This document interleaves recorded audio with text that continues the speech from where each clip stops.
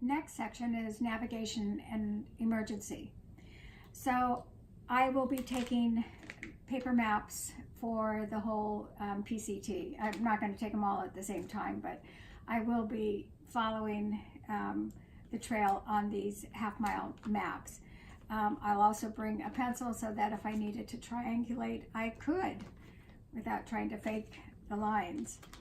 And with this, I need a compass. And I got this wonderful compass, which is very user-friendly for an older person because I can actually read the degree units here on the compass.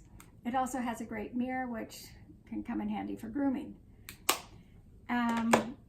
Now, I have the InReach for the emergency aspect and for keeping family and friends, abreast of where I am. The one good thing about the InReach is that it does have this SOS feature. And later I already talked about this, that the people at the Geo company that partners with Garmin went over with me of how to use the SOS, how to activate it, and then how to cancel it.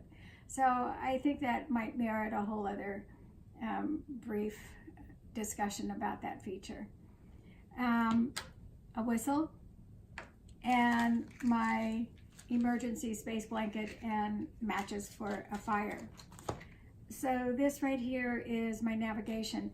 One thing that I want to say about bringing along a paper map is that one of my goals in walking the PCT is to be able to become more comfortable with using topo maps and to be able to, look at some place and take a bearing and maybe, start the heading. I mean, because I'm just going to be walking and trying not to trip.